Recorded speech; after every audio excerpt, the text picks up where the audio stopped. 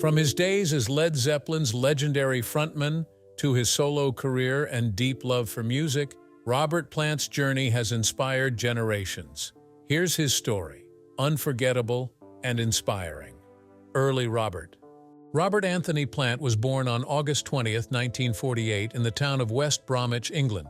His father was a civil engineer who served in the Royal Air Force during World War II. His mother had Romani roots, giving Robert a unique heritage that would later influence his music and interests. Growing up in Hale Sowen, a town in Worcestershire, Robert was a curious and creative child with a range of interests. These interests ranged from music to stamp collecting to the history of the Romani people. From a young age, Robert was captivated by rock and roll. He idolized Elvis Presley and often tried to mimic Elvis's style. He would hide behind curtains in his home, pretending to perform as if he were a rock star himself. That spot, between the curtains and French windows, created a unique echo that made him feel as though he were singing to an audience. This early experience with music gave him a sense of the magic and energy he would later bring to stages worldwide. Though he enjoyed academics, Robert's passion for music was undeniable. His family hoped he might pursue a stable career. His father even encouraged him to study accounting. However, Robert had other plans. He eventually left King Edward VI's grammar school for boys in Stourbridge in his mid-teens to pursue his dream of becoming a musician. While many teenagers were preparing for exams, Robert was already immersing himself in music. Blues music was more than just a genre for Robert. It was a calling. He found inspiration in legends like Willie Dixon, Robert Johnson, and Bukka White. These artists' powerful lyrics and emotional sounds drew him in, helping him shape his own unique style. Robert admired the way they told stories of hardship and resilience, and he wanted to bring that same soulfulness to his music. The English Midlands, where he grew up, had a rich blues scene, and Robert quickly became a part of it, absorbing everything he could. Determined to make it as a musician, Robert left home at 16, diving headfirst into the blues culture of the Midlands. It wasn't an easy path. To support himself, he took on a series of odd jobs. He worked for Wimpey, a British construction company laying asphalt on roads in Birmingham. He also had a stint at Woolworths in Hale Sowen, working in retail. These jobs weren't glamorous, but they helped him make ends meet as he chased his dream. Despite the long hours, his focus remained on music. Whenever he could, he practiced, performed, and honed his vocal skills, hoping to one day make it big. Robert's journey led him through a series of bands as he experimented with his sound. In the early days, he recorded a few singles on CBS Records, though these initial recordings didn't gain much attention. However, they were valuable experiences, allowing him to grow and connect with other musicians. One of his bands, the Crawling King Snakes, brought him into contact with drummer John Bonham. This meeting would prove to be life-changing, as John would go on to become his lifelong friend and bandmate. Together, they shared a deep passion for music, particularly the blending of blues with other genres. With John Bonham, Robert eventually formed the Band of Joy. This was an experimental group that mixed blues with the emerging psychedelic sounds of the late 1960s. This combination of styles was unique, and the Band of Joy quickly developed a reputation for their innovative sound. For Robert, this group felt like the beginning of something exciting. Although the band didn't last long, it paved the way for even bigger opportunities and allowed him to gain valuable experience and confidence as a frontman. Finding fame. In 1968, guitarist Jimmy Page, formerly of the Yardbirds, found himself on a quest to create a new band with a fresh, powerful sound. His search for a lead singer was turning up empty until he came across Robert Plant. Jimmy's first choice for a singer had turned down the offer, but recommended Page check out Plant. Page followed this lead, and when he heard Plant sing Jefferson Airplane's Somebody to Love, he knew he had found the right fit. Plant's powerful voice and unique style captivated Page immediately, and his search was finally over. As Plant later recalled, he was incredibly excited about the opportunity. "I was appearing at this college when manager Peter Grant and Jimmy turned up and asked me if I'd like to join the Yardbirds," he said. He recognized that the Yardbirds' popularity in America could offer him a whole new world of fans. Plant's enthusiasm was matched by Page, though Page admitted he was initially surprised that Plant hadn't yet become a big name. He even wondered if Plant had to be difficult to work with, but after spending some time with him, Page realized they were a great match. Soon the two musicians began to lay the foundations of what would become Led Zeppelin. Originally called the New Yardbirds, the band's name was soon changed to Led Zeppelin, inspired by a joke that the group would go over like a lead balloon. The band's first album, Led Zeppelin, debuted in 1969, and it quickly rose to the top of the charts. The album featured heavy guitar riffs, powerful vocals, and a bluesy, psychedelic sound that set them apart from other bands of the time. Many credits Led Zeppelin's debut album with kickstarting the heavy metal genre. Plant himself has said it's unfair to categorize the band as strictly heavy metal, as about a third of their music was actually acoustic. With Led Zeppelin's success, Plant started exploring songwriting, something he hadn't done much of before. He was initially hesitant, but with encouragement from Page, he contributed lyrics to Led Zeppelin II. This included the heartfelt song "Thank You," which he dedicated to his wife. Plant's lyrics evolved into an integral part of the band's identity. The frontman often drew on his fascination with mystical, philosophical, and spiritual themes. His lyrics referenced Norse and Celtic mythology, as well as classic literary influences like J.R.R. Tolkien's The Lord of the Rings. Beyond Tolkien, Plant's fascination with mythology extended to Welsh legends. He was drawn to the stories, language, and landscape of Wales. He even purchased a Welsh sheep farm in 1973, where he began learning Welsh and exploring the culture's rich history.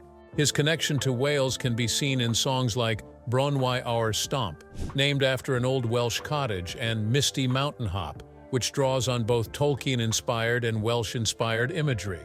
Plant's early experiences in Wales helped foster his lifelong interest in mythology. Plant's lyrics also touched on more grounded themes. Songs like Black Dog and Trampled Underfoot explore human emotions and experiences, with a bluesy edge that reflects Plant's early influences. His love for the blues helped define Led Zeppelin's sound, as he drew inspiration from legends like Willie Dixon, Robert Johnson, and Booker White. His lyrics often contain a mix of mystical, literary references and straightforward blues themes. As Led Zeppelin's fame grew, so did the members' desire to expand their musical horizons. Page encouraged Plant to explore different musical traditions. One place that had a profound impact on Plant was Marrakesh, Morocco. In Morocco, he was exposed to new sounds, including the unique vocal style of Kulthum. This was an Egyptian singer whose emotional power and control left a lasting impression on him. Plant admired how Kulthum held notes with such intensity that her entire orchestra would follow her lead. This created a sense of unity and drama in her performances. This exposure broadened Plant's musical perspective and influenced his approach to singing and performing. As the 1970s progressed, Led Zeppelin became one of the biggest bands in the world. They were known for their groundbreaking albums, energetic performances, and experimental sound. Songs like Stairway to Heaven became rock anthems, cementing the band's legacy. Plant's vocals were a key part of the band's appeal. His powerful, versatile voice allowed him to deliver both hauntingly soft and explosively loud performances. His style became iconic, inspiring countless singers and shaping the rock genre. Challenges and loss. In 1975, Robert was involved in a life-altering car accident while on vacation with his family in Rhodes, Greece. This event, along with the tragic death of his son, Carrick, just 2 years later, marked a deeply challenging period in Plant's life. Plant, his wife Maureen, and their children were taking a much-needed break after an intense touring schedule. They rented a car to explore the island, but disaster struck when Plant lost control of the vehicle, causing a serious crash. Both Plant and Maureen sustained significant injuries. Their children were fortunate to escape with only minor bruises. Plant himself suffered a broken ankle and elbow. These injuries took an extended period to fully heal, forcing him to use a wheelchair for a time and affecting his mobility for years. The accident forced Led Zeppelin to cancel the remaining tour dates for the year. It also delayed the production of their upcoming album, Presence. Plant's injuries meant that he couldn't perform or travel as planned. This significantly disrupted the band's momentum. Despite his physical limitations, Plant's determination pushed him to continue working with the band. He recorded Presence while still recovering, sitting in a wheelchair for much of the process. The album, released in 1976, reflects a sense of resilience. Just as Plant was beginning to recover from the accident, he was hit by an even more profound tragedy. In July 1977, while Led Zeppelin was on tour in the United States, Plant received devastating news. His 5-year-old son, Karak, had passed away unexpectedly from a stomach infection. Plant immediately returned home to the Midlands in England to be with his family and mourn his son's loss. This tragedy left Plant questioning his future in music. He began to seriously consider leaving Led Zeppelin to focus on his family and personal healing. The loss of Karak was a turning point for Plant, leading him to reevaluate his priorities and the emotional toll of life on the road. In the aftermath, Led Zeppelin took a hiatus, with the members giving Plant the time and space he needed to grieve.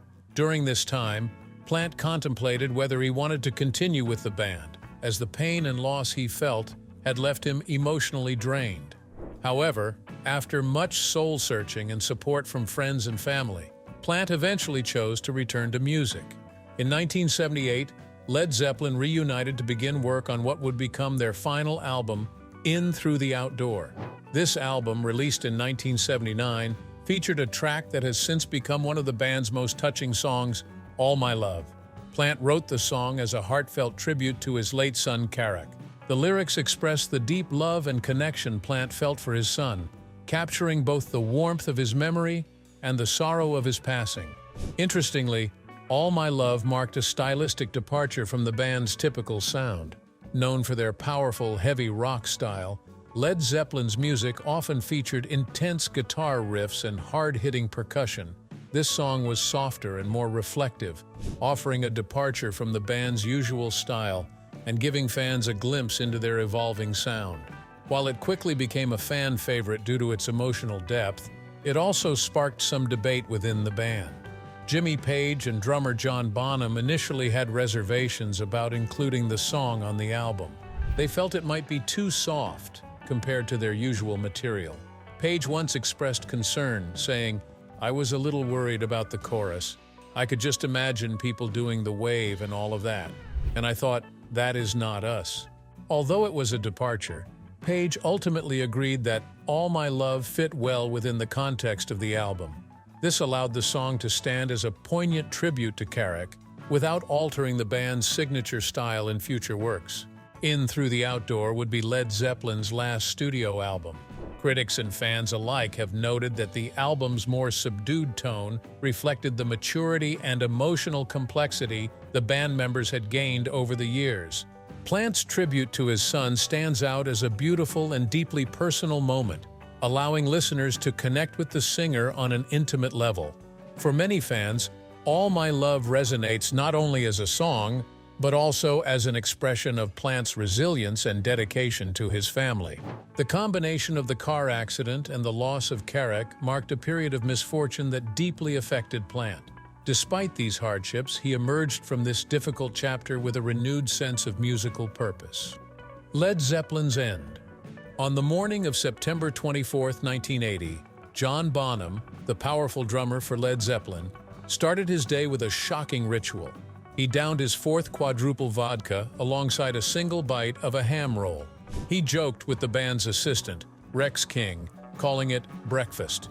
But this was no ordinary morning. It would be Bonham's last. As the band headed to a rehearsal session at Bray Studios in Berkshire, Bonham's mood shifted. On the drive, he seemed troubled, confiding his frustration to Led Zeppelin's lead singer, Robert Plant. Bonham expressed doubts about his drumming, claiming, "I've had it with playing drums. Everybody plays better than me." In frustration, he yanked the sun visor off the car and threw it out the window. This behavior was unsettling to his bandmates, but not out of character. Bonham, famously known as Bonzo, had been battling heavy alcohol use, and his once reliable drumming had become unpredictable. Led Zeppelin was gearing up for a North American tour in support of their latest album, In Through the Outdoor, their first U.S. tour since 1977. Bonham's drinking had become an issue, and it wasn't the first time it had affected his performance. At a concert in Nuremberg earlier that year, he had collapsed on stage just a few songs in, which the band awkwardly explained away as an instance of overeating. Despite his struggles, Bonham's playing was integral to Led Zeppelin's sound. His aggressive, thunderous drumming was the backbone of the band, defining hits like Whole Lotta Love and Kashmir. But on that fateful September day, Bonham's drinking escalated. He reportedly consumed around 40 units of vodka during the 12-hour rehearsal. As the hours wore on, his performance deteriorated, worrying his fellow band members. According to bassist John Paul Jones, Bonzo had been getting a bit erratic. I can't say he was in good shape because he wasn't. When rehearsals wrapped up for the day, the band retreated to guitarist Jimmy Page's home at Old Mill House in Windsor. Bonham passed out on a sofa around midnight and was eventually taken to bed by an assistant, who laid him on his side to prevent any risk of choking. Tragically, despite these precautions, Bonham died overnight from asphyxiation, caused by inhaling his own vomit. He was just 32 years old. When Bonham didn't show up for rehearsal the next day, Jones and tour manager Benji Lefebvre went to check on him. Jones recalled, "We tried to wake him up.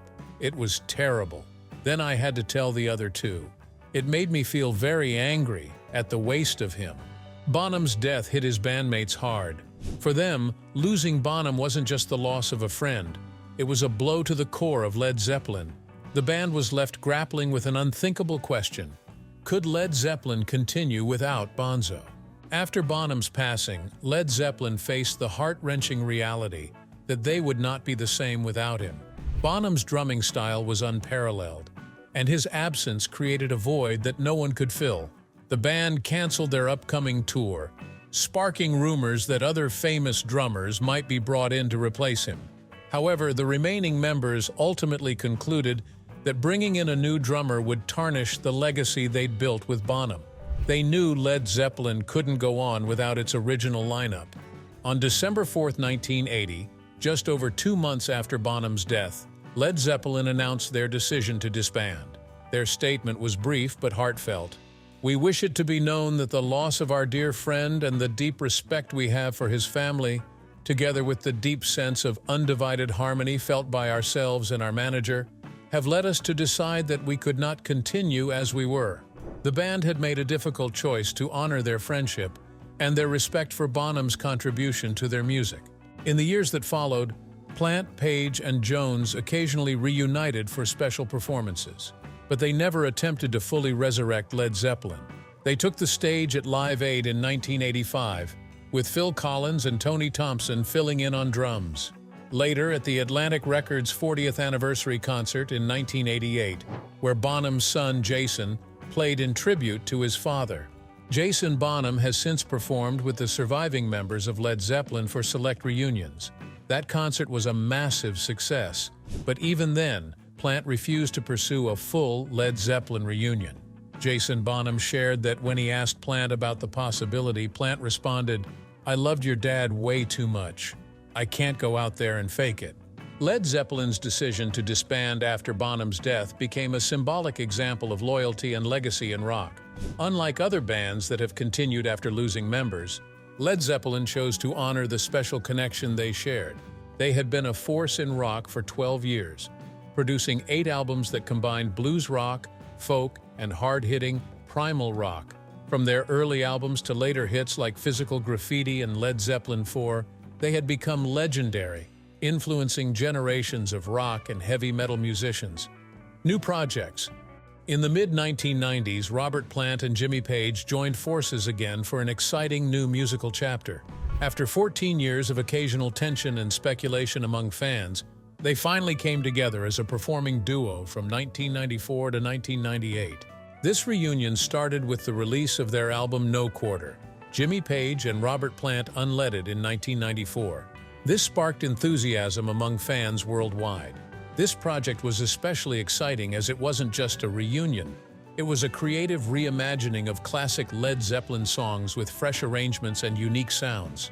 After resisting offers from MTV to perform on their Unplugged series, Page and Plant finally agreed, but with a twist. They negotiated a deal that allowed them to travel to Morocco and record new material. This new project blended influences from different cultures into their music. This led to the No Quarter album, which combined these Moroccan sounds with Led Zeppelin classics. The album created a sound that was not only fresh, but nostalgic for fans. The duo embarked on a successful tour in 1995, including a stop at the famed Glastonbury Festival in England. This tour drew massive crowds as fans flocked to see Page and Plant bring Led Zeppelin's legendary music to life with an innovative twist. However, despite the success of No Quarter and the tour, their partnership would face new challenges. In 1998, Page and Plant decided to release an album of entirely original material, Walking into Clarksdale. Although fans were eager for this release, it did not reach the commercial success they had hoped for. After another world tour, the duo chose to go their separate ways once again, and Plant resumed his solo career. In 1999, Robert Plant embarked on another unique musical journey, forming a folk rock band called Priory of Brian. With guitarist Kevin Gammon from his old band Band of Joy, along with musicians Andy Edwards on drums, Paul Timothy on keyboards, and Paul Wetton on bass, Priory of Brian brought a fresh folk rock style to Plant's performances. This band toured small clubs and festivals across Europe, playing around 100 shows over the next 2 years. Priory of Brian's setlist was filled with cover songs that had inspired Plant in his early years. This made the performances feel like a musical journey through Plant's influences. Some of these cover songs would even show up on Plant's later album, Dreamland, showcasing how much these songs meant to him. Around this time, Plant also contributed to a tribute album for Skip Spence, a founding member of the 1960s band Moby Grape. Spence had been a huge influence on Plant, and he admired Spence's work, particularly Moby Grape's debut album. Plant recorded Spence's song Little Hands for the tribute album More Ore, a tribute to the Skip Spence album, which was released in 1999. This was a touching gesture from Plant, as Spence was terminally ill at the time, and it reflected Plant's deep respect for his musical heroes. In 2001, Plant also collaborated with the band Afro-Celt Sound System on their album Volume 3, Further in Time.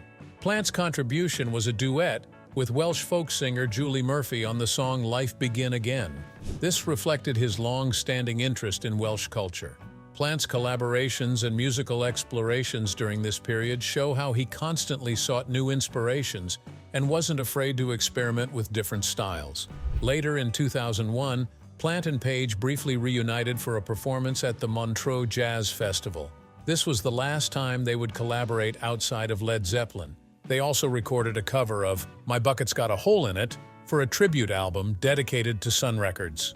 In 2002, Plant formed a new band, Strange Sensation, and released Dreamland, an album filled with reimagined blues and folk songs. The album received critical acclaim for its rich sound and bold song choices, solidifying Plant's place as a solo artist willing to take risk.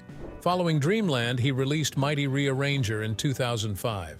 This was a collection of original songs that earned him some of the best reviews of his solo career. Both albums received multiple Grammy nominations, underscoring Plant's continued relevance and artistry. Plant and Strange Sensation embarked on extensive tours across the US and Europe. He performed a mix of Led Zeppelin classics and new solo material. In 2006, he was honored with both the Grammy Lifetime Achievement Award and the prestigious Polar Music Prize. These celebrated his outstanding contributions to music. In 2006, Plant performed at a benefit concert for Arthur Lee, a musician he greatly admired, helping raise funds for Lee's battle with leukemia. Sadly, Lee passed away shortly after the concert, but Plant's performance was a heartfelt tribute to his friend and fellow musician. In 2007, Plant contributed songs to a tribute album for Fats Domino. His covers of It Keeps Rainin' and Valley of Tears blended blues, soul, and gospel influences. Plant's journey continued in 2009 when he performed at the World of Music, Arts, and Dance Festival in Abu Dhabi. This performance was a vibrant celebration of global music, showing Plant's deep love for diverse musical traditions and his commitment to sharing them with the world. Later career. In 2007, Robert collaborated with bluegrass artist Alison Krauss to create a new kind of musical sound that blended their unique styles. The result was the album Raising Sand. This wasn't just any collaboration. Raising Sand became an iconic piece that showed how two artists from different musical worlds could create something truly special. Plant and Krauss chose to perform songs written by several well-known, yet not mainstream songwriters, including Mel Tillis and the Everly Brothers. The result was a fusion of blues, folk, country, and R&B that highlighted the best of both artists' vocal styles. The collaboration was a massive success. At the Grammy Awards in February 2008, their song Gone, Gone, Gone, Done Moved On won the award for Best Pop Collaboration with Vocals. But this was just the beginning of the accolades for Raising Sand. At the 2009 Grammy Awards, the album took home 5 awards. It was a momentous achievement and showed how well Plant and Krauss worked together. Fans and critics alike loved the album, and it was officially certified platinum on March 4, 2008.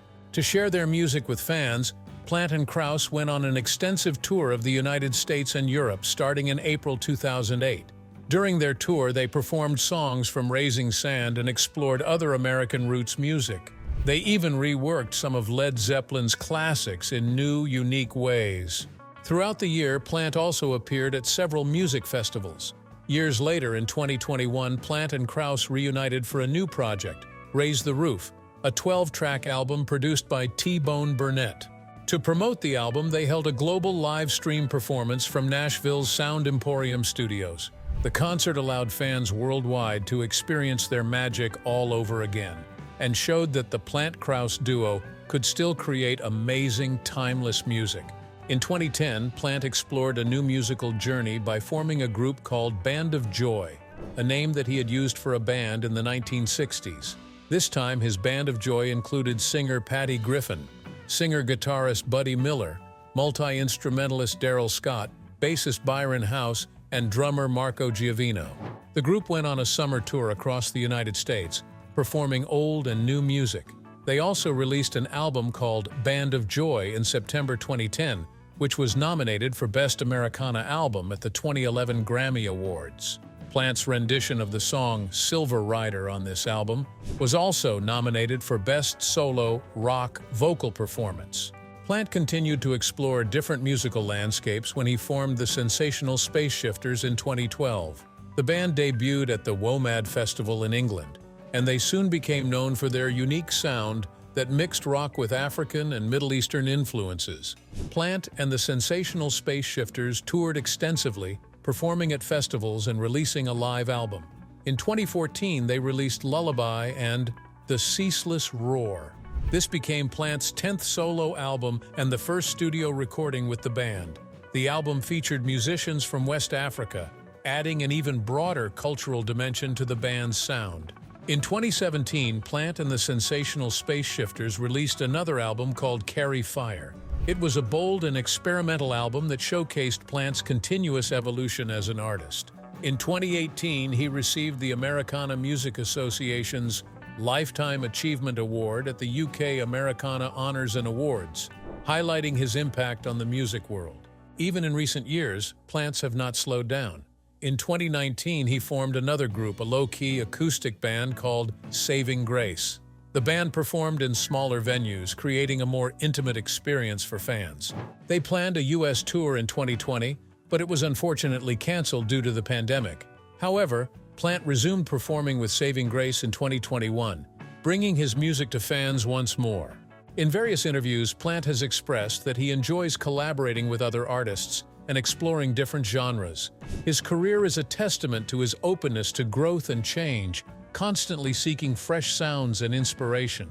From his collaborations with Alison Krauss to his work with the Sensational Space Shifters and Saving Grace, Plant has continued to surprise his fans by experimenting with diverse musical styles and cultural influences. Legacy. Over his career, Plant has become an icon whose influence on rock music is undeniable. His powerful vocals and expressive range have inspired generations of musicians, including famous vocalists like Geddy Lee, Ann Wilson, and Jeff Buckley. Artists like Queen's Freddie Mercury and Guns N' Roses' Axl Rose have cited Plant as a key influence on their own styles.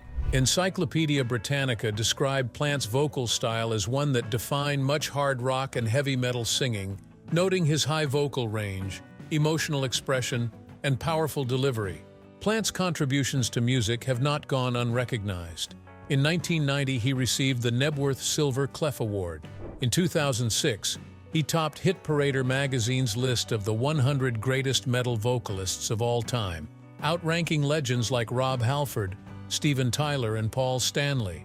He continued to earn accolades, including being named the 15th greatest singer of all time by Rolling Stone in 2008, and winning the Outstanding Contribution to Music Prize at the Q Awards in 2009.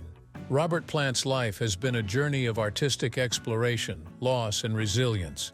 His legacy is not only seen in his own music, but also in the artists he's inspired and the contributions he's made to culture, community, and music history. Thanks for joining us on this journey through Robert Plant's life and legacy. His passion and powerful voice have truly shaped rock music. We hope you enjoyed learning about his incredible story. Don't forget to like, subscribe, and stay tuned for more stories about rock's greatest legends.